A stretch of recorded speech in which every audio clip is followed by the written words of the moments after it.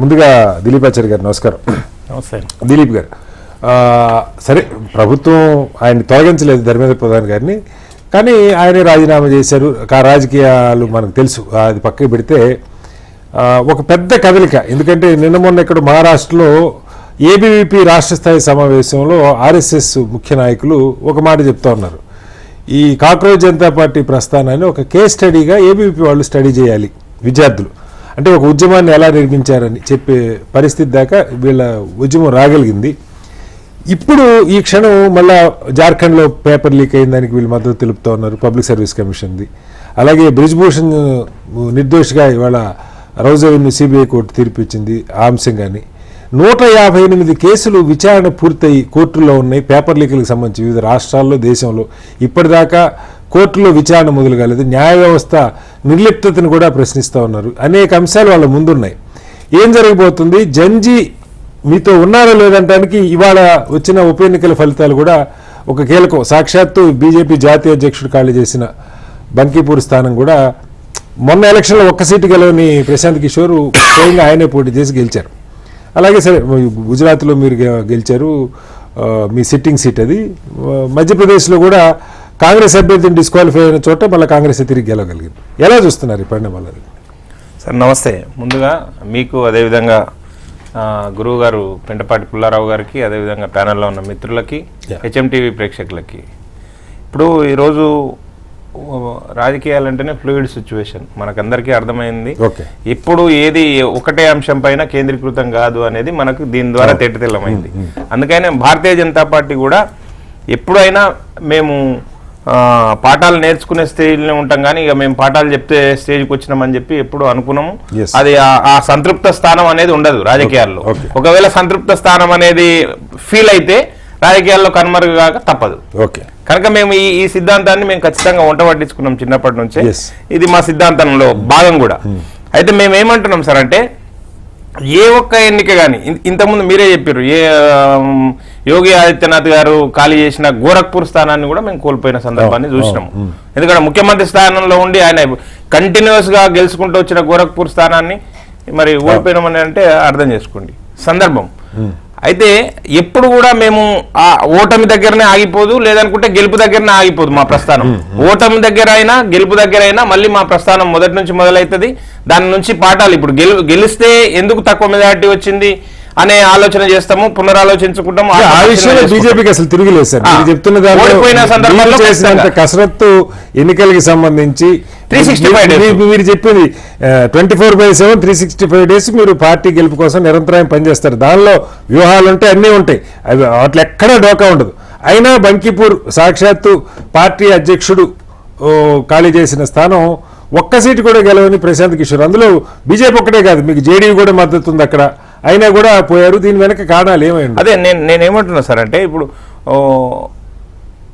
కొత్త తరాన్ని ఆలోచన చేస్తుందా, ఒక తరము లేదనుకుంటే కొత్త రాజకీయాలని ఆలోచన చేస్తుందా అనేది కూడా ఆలోచన చేసుకోవాల్సిన అవసరం ఉంది. మేము కూడా పునరాలోచించుకోవాల్సిన అవసరం ఉంది. ఎందుకంటే మన జరిగిన తమిళనాడు ఎన్నికలను చూసుకుంటే విజయ్ అనే కొత్త రాజకీయ శక్తి అచానక్ పుట్టుకొని వచ్చింది, ఎవరి ఊహలకు అందకుండా అధికారంలో కొనసాగుతుంది. అంతకుముందు దుర్భేద్యమైన కోట డిఎంకే అని చెప్పారు, మరి ఆ కోట కదిలిన సందర్భాన్ని చూస్తున్నాము. అదే సందర్భంగా మేమేమంటున్నాం అని అంటే, భారతీయ జనతా పార్టీకి సంబంధించినంత వరకు ఇది ఒక ఉప ఎన్నిక. 3 ఉప ఎన్నికలు జరిగినాయి. 3 ఉప ఎన్నికల్లో ఒక సిట్టింగ్ స్థానాన్ని మేము కోల్పోయినాము, ఇంకొక సిట్టింగ్ స్థానాన్ని దక్కించుకున్నాము. ఇంకొక సిట్టింగ్ స్థానం కానీ మా స్థానం కానీ మధ్యప్రదేశ్ లో 2023లో కూడా ఓడిపోయినాం, అక్కడ ఇప్పుడు కూడా ఓడిపోయినాం. అయితే అక్కడ గెలవడం కోసం ప్రయత్నం చేసినాం. లాస్ట్ టైం ఎంత మెజారిటీ వచ్చిందో కాంగ్రెస్ పార్టీకి, ఇప్పుడు ఆ మెజారిటీని తగ్గించే ప్రయత్నం చేసినాం. 6,000 ఓట్లకే పరిమితం చేసినాం వాళ్ళ గెలుపుని. అదే విధంగా ఇక్కడ బంకీపూర్ లో అనేది ఇప్పుడు భారతీయ జనతా పార్టీ ఆధ్వర్యంలో ఇప్పుడు అందరు విశ్లేషకులలో ఒక చర్చ ఇంత ఆసక్తిని ఎందుకు రేకెత్తిస్తుంది? 95 నుంచి మీరు ఎప్పుడు ఓడిపోని సీటు 30 సంవత్సరాల నుంచి, గడిచిన 30 సంవత్సరాల నుంచి ఓడిపోయిన సీటు, అది కూడా మా రాష్ట్రీయ అధ్యక్షుడు రిజైన్ చేసిన సీటు. మా భారతీయ జనతా పార్టీ మొదటిసారి ముఖ్యమంత్రి అయిన రాష్ట్రం. సో ఈ కలయికలు ఈ సమీకరణలు అన్ని చూసిన తర్వాత ఆశ్చర్యం అవుతుంది ఎవరికి కూడా. మేము కూడా ఆశ్చర్యపోతున్నాం, ఎందుకంటే మేము గెలుపు నల్లేరు మీద నడక అనే ఆలోచన చేసినాం. ఎందుకంటే ఆర్జేడీ పార్టీని మేము ప్రత్యామ్నాయంగా చూసినాం, అక్కడ ఆర్జేడీ పార్టీ పరిస్థితి చూసినాం. అయితే ఈ సందర్భంలో మేము ఖచ్చితంగా దీనిపైన ఇప్పుడే రిజల్ట్స్ వచ్చినాయి, ఇప్పుడే ఫలితాలు 19,000 మెజార్టీతో గెలిచిండ్రు. వారికి హృదయపూర్వక అభినందనలు. కొత్త తరంగా వస్తున్నామని చెప్తా ఉన్నారు ప్రశాంత్ కిషోర్ గారు. సరే వారి నడవడిక అదిగా సార్ మనకి కీలక తేడా ఇదే. ప్రశాంత్ కిషోర్ పార్టీ మొన్న ఎలక్షన్ లో ఒక్క స్థానం కూడా గెలవాలి, ఆయన పోటీ చేయలేదు కానీ ఒక్క స్థానం కూడా గెలవాలి. అలాంటిది ఇప్పుడు ఆయన గెలిచాడంటే ప్రశాంత్ కిషోర్ గొప్పతనం అయితే మొన్న కూడా పనిచేసి ఉండాలి. మేమేమనుకుంటున్నాం సార్ అంటే యువతలో వచ్చిన మార్పుగా చూస్తున్నారు. మేమేమనుకుంటున్నాం సార్ అంటే ఇప్పుడు బీహార్ రాష్ట్రంలో ఎవరైతే ప్రధాన ప్రతిపక్షంగా ఉన్నారు కాంగ్రెస్ గాని ఆర్జేడీ గాని, వారికి ప్రత్యామ్నాయంగా చూసినరా అని చెప్పి కూడా ఆలోచన చేయాల్సిన అవసరం ఉంది. ఎందుకంటే కాంగ్రెస్ పార్టీ ఇప్పుడు థర్డ్ పొజిషన్, అంటే కాంగ్రెస్ పార్టీ మద్దతు తెలిపిన ఆర్జేడీ థర్డ్ పొజిషన్ పోయింది, చాలా తక్కువ స్థాయి ఓట్లు సంపాదించింది. కనుక మేమేమంటున్నాం అంటే ప్రధాన ప్రతిపక్షంగా ఈ పార్టీలు పనికిరావు, మరి ప్రధాన ప్రతిపక్షంగా ఒక సమర్థవంతమైన నేత కావాలనుకుంటున్నారు, లేదు వీళ్ళకి అవకాశం ఇచ్చినాం కానీ వీరు ప్రధాన ప్రతిపక్షంగా రాణించలేకపోతున్నారు అని చెప్పి ఆలోచన చేస్తున్నారు అనేది ఒకటి. రెండోది అంతా అని చెప్పి మేము ప్రధాన ప్రతిపక్షం మీదనే నెట్టేసి మేము కామ్గా కూర్చునే పరిస్థితి లేదు. తప్పకుండా పునరాలోచించుకుంటాం. ఈ ఫలితాలు మాకు ఒక పాఠం నేర్పడం కోసము ఆలోచన చేస్తాం. రెండో అంశం మీరు అడిగినారు దీప్కే గారి గురించి, సిజేపీ గురించి మేము ముందు నుంచి చెప్తున్న అంశం ఏంటి సార్ అంటే నీట్ ప్రశ్నపత్రం అనేది లీక్ అవుతూ ఉంది. ప్రతిసారి ఈ అవకతవకలు జరుగుతూ ఉన్నాయి. ఎగ్జామ్ జరిగిన సందర్భంలో ఇది రాష్ట్రాల్లో జరుగుతూ ఉంది, కేంద్ర ప్రభుత్వ స్థాయిలో జరుగుతూ ఉంది. 2003 మీరు అన్నారు ఇప్పుడు 158 కేసులు పెండింగ్ లో ఉన్నాయి, సిబిఐ ఎంక్వైరీ చేసినాయి, మొత్తం ఎంక్వైరీ చేసి ఛార్జ్ షీట్ దాఖలు చేసినాయి కూడా ఇంకా విచారణకు నోచుకోలేకపోతున్నాయి. అందుకనే మొన్న జరిగిన ఆ బిల్లు లోపల, పార్లమెంట్ లో ప్రవేశపెట్టిన బిల్లు లోపల ఫాస్ట్ ట్రాక్ కోర్ట్ అనే అంశాన్ని కేవలం 2 నెలల లోపల ఇది రోజువారీ విచారణ జరగాలి, దోషులకు కఠినంగా శిక్ష పడాలి. మళ్ళీ ఒకవేళ హైకోర్టుకు పోయినా సుప్రీంకోర్టుకు పోయినా అక్కడ కూడా రోజువారీ విచారణ జరిగేటట్టు, అంటే ఫాస్ట్ ట్రాక్ జరిగేటట్టు దాంట్లో వెసులుబాటు కల్పించినాము.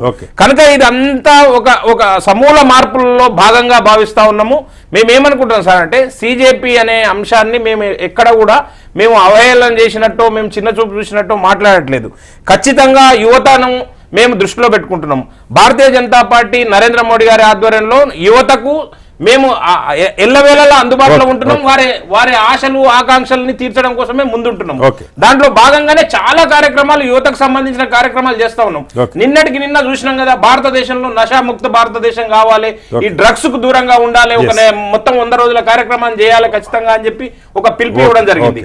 అయితే మేమేమంటున్నాం సార్ అని అంటే ఒక నరేటివ్ ను బిల్డప్ చేసి ఒక భారతీయ జనతా పార్టీని కార్నర్ చేయడం కోసము ఒక అంటే దీంట్లో చేరిన ఉద్యమం ఇట్లాగా సార్. ఇవాళ వాళ్ళు జార్ఖండ్ లో జేఎంఎం ఉంది, జేఎంఎం ఎన్డీఏ కూటమి భాగస్వామి కాదు, ఇండియా కూటమి భాగస్వామి. అక్కడ public service commission paper leak ఏంటంటే సిజేపీ వాళ్ళు వాళ్ళకు కూడా మద్దతు ప్రకటిస్తున్నారు. అదే చెప్తున్నాం సార్. ఈ రోజు జరిగిన అంశంలో ఈ రోజు సిజేపీ మద్దతు ప్రకటించింది. మేము గడిచిన 15 రోజుల నుంచి 20 రోజుల నుంచి అక్కడ ఏబీవీపీ విద్యార్థులు కానీ లేదనుకుంటే మిగతా విద్యార్థి సంఘాలు కానీ అక్కడ ధర్నాలో పాల్గొంటున్నారు రోడ్ల మీద. కానీ వాళ్ళు ఎక్కడ కూడా వేరే రకమైన దుశ్చర్యలకు పాల్గొంటున్నారు. వారికి మద్దతుగా రావాలని చెప్పి అన్ని పక్షాలను ఆహ్వానిస్తున్నారు. మేమేమంటున్నాం సార్ అంటే ఇప్పుడు జంతర్ మంతర్ లో ఢిల్లీలో జరిగిన ఏదైతే దీక్ష ఉందో చాలా వర్గాలు చాలా ఆశలతో వచ్చినాయి. అక్కడికి వచ్చిన వారి ఆశలను ఒమ్ము చేయకుండా, మీరు ఒక నెరేటివ్ బిల్డింగ్ చేయకుండా, లేదనుకుంటే ఒకరిని కార్నర్ చేయడం కోసం ఆ వేదికను ఉపయోగించుకోకుండా ఉంటే మీకు శాశ్వతంగా ప్రజల హృదయాల్లో చోటు ఉంటది. ఇంకా రాబోయే రోజుల్లో మనుగడ సాగించడం కోసం అవకాశం